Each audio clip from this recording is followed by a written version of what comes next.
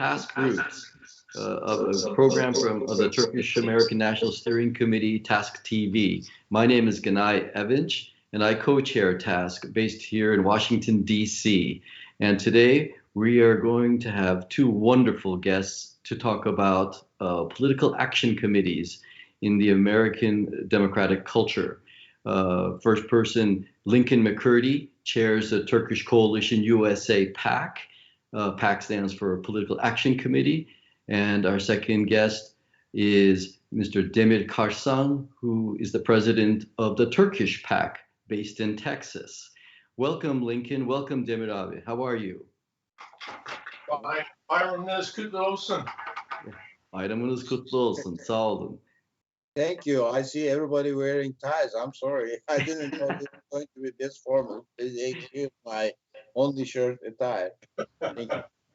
Demir abi, you look very good, very handsome. Everyone looks good this morning on Bayram Günü. You know, in Turkey on Bayram Günü, non-COVID times, we get dressed in our best clothes, our best shoes, and we visit our elders, and then everyone else visits us. And it's really one family visit after another family visit, 3 days, amazing food, a lot of food. You almost need a Bayram from the Bayram to rest from the Bayram.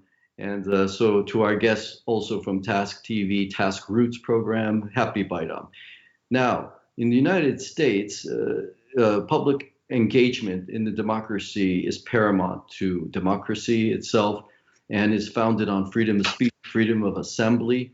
And part of that freedom of speech, according to the United States Constitution's interpretation by the U.S. Supreme Court, is giving money to your favorite candidates. If we look at public advocacy today, we can define it as a four-dimensional advocacy. One is classical lobbying and advocacy. You either support or oppose a particular piece of legislation or a policy. Secondly, you give to campaigns. Thirdly, if your rights are violated under the Constitution, you sue to protect your constitutional rights. And fourthly, and that doesn't mean the least important, they're all equally important, is cultural exchange.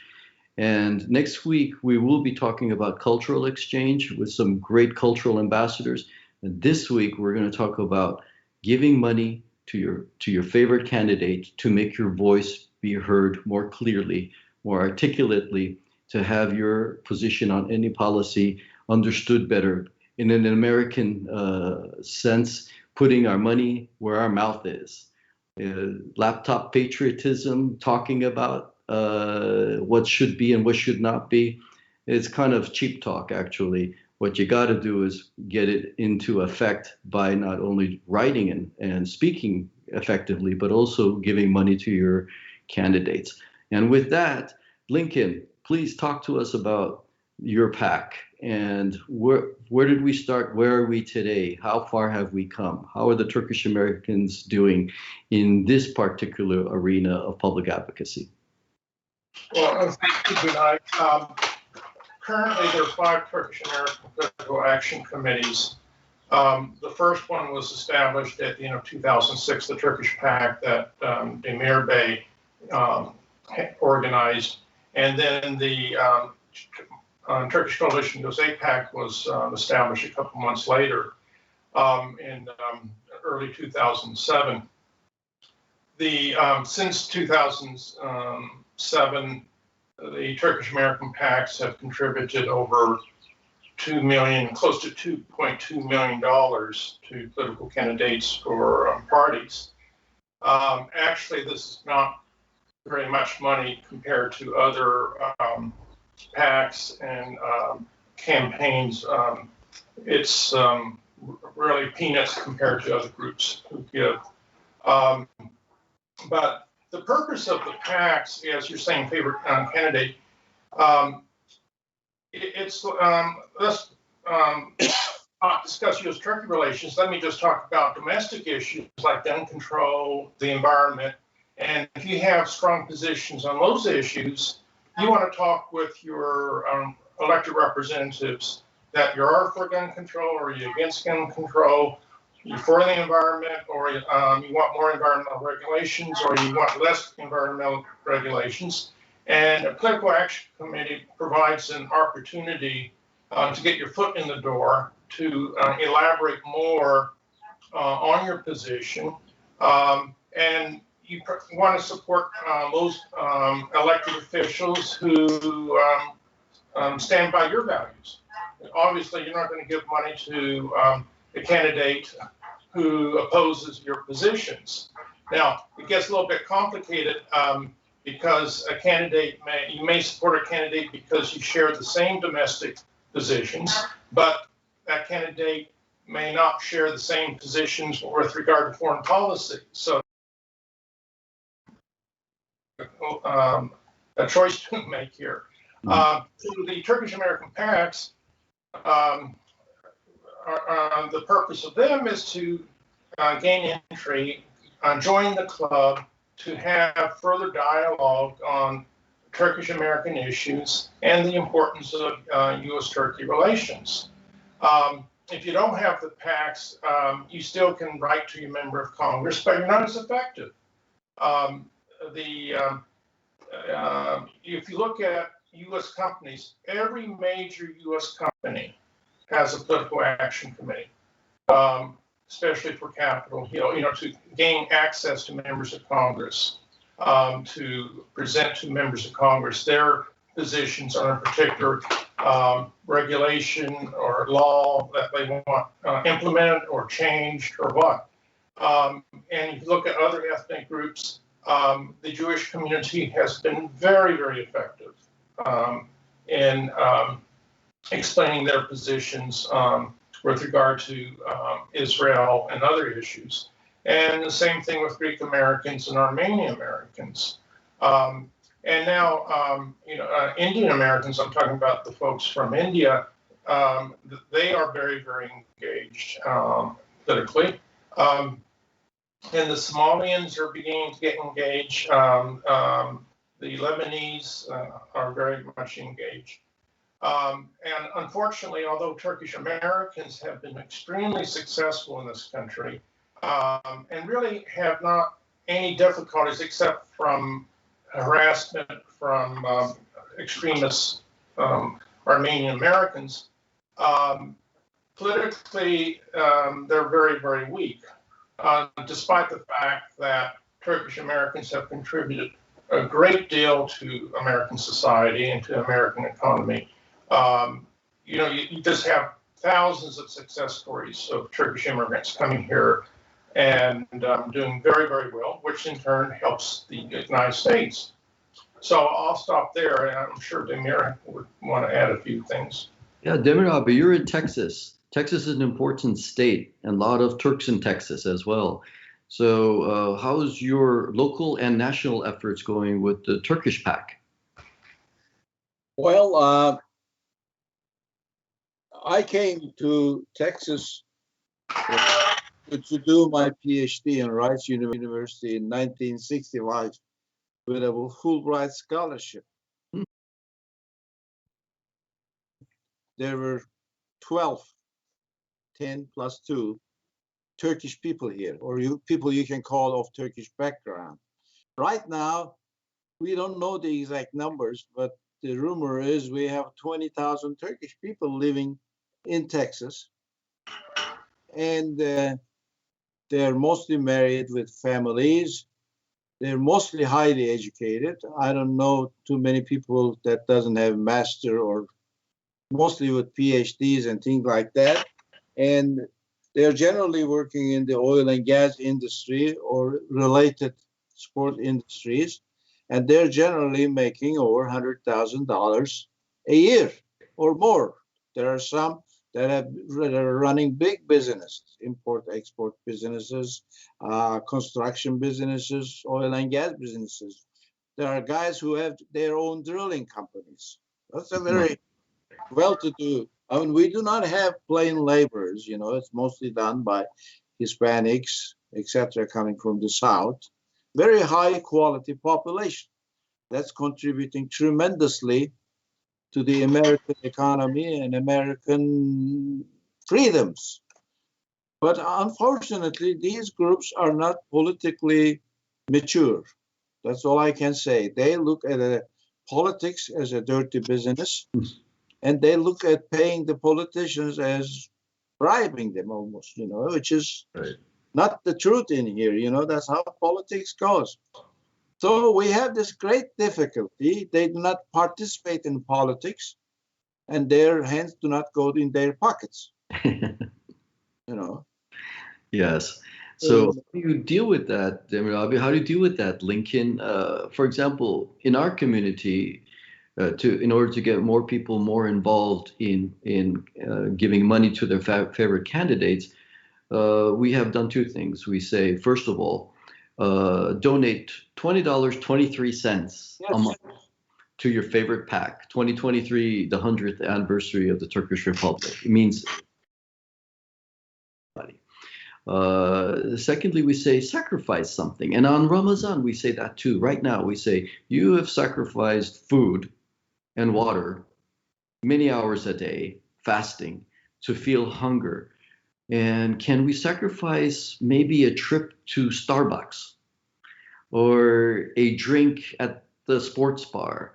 Something that we can save $20 a month, each of us, and donate $20 a month to our favorite PACs. And I tell you, the response has been lukewarm out there. People are not making those sacrifices. But how are you doing it? What do you do, Lincoln, to tell people, whether they're very wealthy or not, to give the best they can, the best effort they can? Well, before the end of 2019, we were gaining a momentum of having Turkish Americans to contribute to all 5 PACs, and we were making contributions over $100,000 and sometimes $200,000. Our best year was $500,000 to political parties and candidates. But in 2019, let's recall that the U.S. House of Representatives on October 29th passed the Armenian Genocide Resolution. And that turned off a lot of Turkish Americans because there were 11 members of Congress who voted against the resolution. And almost every member of the Turkey caucus voted for the resolution. Now, most members didn't realize what they were voting for. They were told by leadership to vote for it. And it was at a very low point in U.S.-Turkey relations. So it was sending a message to Turkey, not so much listening to Turkish Americans. But what really, really hurt, and this was very insensitive by the leadership, of having the vote on Republic Day. Right. I mean, that's not showing respect to Turkish Americans, and that turned off. And I don't blame. People. We had supported a lot of members, and only a couple voted against it. And members were being very insensitive. So that was one cause. And the second is COVID. The whole world turned upside down. And number 3, unfortunately, U.S.-Turkey relations are not at its best. That turns off people. So we're basically in a rebuilding stage. But because of COVID, it's very difficult. Politics is all personal. Who people greet people, and we haven't had that opportunity under the current circumstances. Now, yes, we've had some Zoom meetings, this sort of thing, but it's very hard to inspire people through Zoom. You have to have that handshake, pat on the back type of thing, and hopefully this fall we can start rebuilding. I mean, we are in the stages of rebuilding, but hopefully we can start gaining another momentum this fall. Oh, definitely. I believe that if the foreign policy with respect to Turkey is more favorable, that will make contributions go farther. I also believe that in general, what we've seen is political contributions by adversaries of the U.S.-Turkish relationship have actually been able to influence foreign policy with their contributions. So it both is happening. You need to contribute in order to influence. But the foreign policy also, in the what is considered the best interest of the United States, also has to be defined fairly and based on accurate facts on the ground. So the apparent divergence of U.S.-Turkish foreign policy interests in the region, I think, have minimized the impact of Turkish-American contributions to campaigns. Demir abi, when you speak with the Turkish-American community as a fellow Turk, how do you see the recent future unfolding? Lincoln's talked about rebuilding bridges, rebuilding bonds, developing relations post-COVID. What do you see as the better approach here to connect Turkish American voters and donors with their leaders, with their elected officials? Well, I could not find the major key that will make the Turkish Americans here open their hearts and work with us. Okay. I see. I mean, there's a general feeling that we don't get into politics, and then we don't want to get in it, and we just want to have our festivals and parties and balls, which is just fine. That presents Turkey in a very positive way. We don't want to get involved with the politics. We have to cross that bridge. We need to find a formula or a key that gets into the hearts of Turkish people. I know if there's a national crisis, if there's something bad happening to Turkey, people will get together and give money, like an earthquake or something. But for political contribution, their heart is not there. So we need to make sure that they understand they either sit at the table of politics or they become prey to politics. We are becoming prey. We're not sitting at the table, we're serving the table right now, okay? And that's why Armenians, Greeks, and some Israeli politics are hurting us. I mean, I'm not saying that what Turkish people and government, rightly or wrongly, Turkey doesn't affect this. It hurt us a lot when we started getting into big conflicts with the Jewish state, tremendously.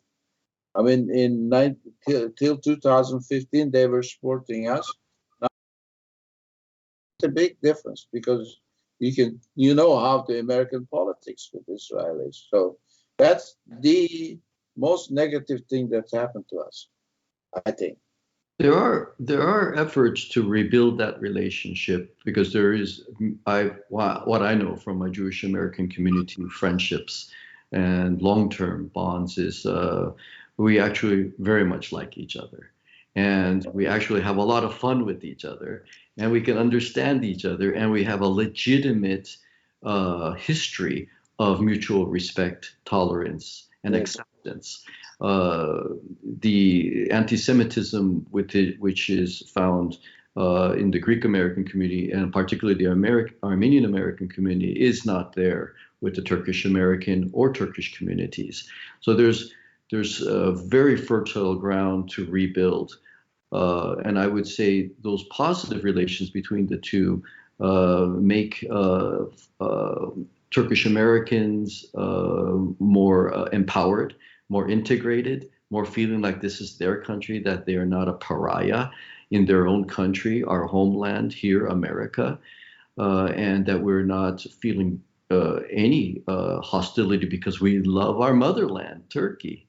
So, Lincoln, you had mentioned it's a drop in the bucket, peanuts, $2 million that we raised from the Turkish American community.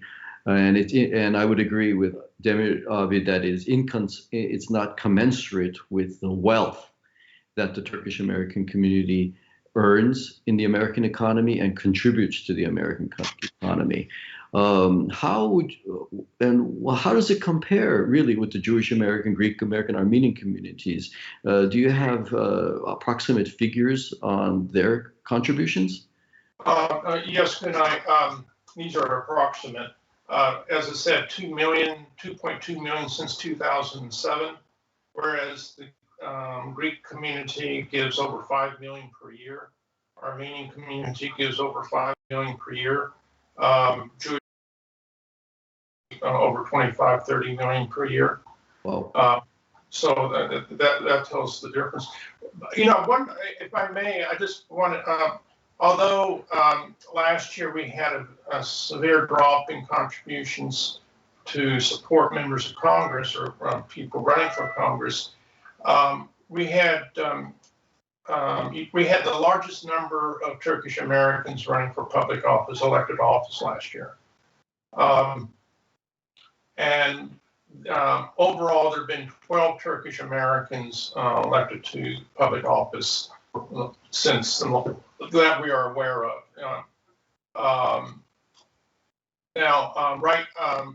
Last year we had two success stories. We had a Turkish American who was reelected to a county board in New Jersey, and we had a Turkish American who was elected as city comptroller in Milwaukee. We had two Turkish Americans running for state office last year. Unfortunately, they didn't win, but they had a very good race. And actually, both of them outraised their opponents in fundraising. And the reason they were able to do that because we were able to inspire other Turkish Americans to show support. Now, these two candidates, Arizona was one state, and Massachusetts, they were strong candidates, very well qualified for running. So that made a world of difference as well. But my feeling is until we get a Turkish American elected in Congress, it's going to be an uphill battle. But once we get a Turkish American, hopefully, or inshallah, two Turkish Americans, one in the Democratic Party and one in the Republican Party in Congress, that's going to inspire people to get involved. Right now, no Turkish American, sadly, has been elected to state office or federal office as of today. The PACS have been very involved of encouraging Turkish Americans to run for public office. And the advantage of the PACS is this, under 501c3s like TASC, ATAA, other Turkish American organizations, they're prohibited by law to promote candidates. But the PACS can. So the PACS can send out emails, Twitter blasts, say support so-and-so and try to raise money for them. So not only are the PACs are useful in trying to get your foot in the door with elected officials, but it's also a necessary vehicle that we need to have if we want to see more Turkish Americans elected to public office. Demir abi, I know you're going to. We're going to have to close at 12. You have several meetings today. I would say at TASCTV, we are now having on Task Roots. I am interviewing members, local, state, and federal candidates, as well as people who have already been elected, and it's particularly for those who are from regions where Turkish Americans are well concentrated, like New Jersey, New York. We have maybe more than 100,000 or close to 200,000 Turkish Americans in the Northeast region. and they are a quiet giant. And we're also communicating, collaborating with Azerbaijani Americans, and so the group is expanding. We have now 1 minute left. I want to thank Lincoln, McCurdy, Demir Karsan, Turkish Coalition PAC, and Turkish Coalition USA PAC, and Turkish PAC. And next, in a few weeks, we will be hosting on our program the Turkish American women who are leading the effort at the PACS as well. And we know the Lawyers PAC, the Turkish Women's PAC. That's going to be great. We'll have 3 community leaders, national leaders from the Turkish American community, women, to talk about their efforts on the PACS as well. So thank you, everyone. Have a great Thursday afternoon, a great weekend. Stay safe, be healthy. Lincoln, Demir abi, we thank you from the bottoms of our hearts for all that you do under the most difficult circumstances, keeping a positive attitude and a fact-based approach, a scientific method in helping our community become stronger Americans in American democracy. Thank you. Thank you, Gunay. Thank you, everyone, for joining TASC Roots today. Be well, be safe, be healthy, and happy Bayram. Happy Bayram to everybody.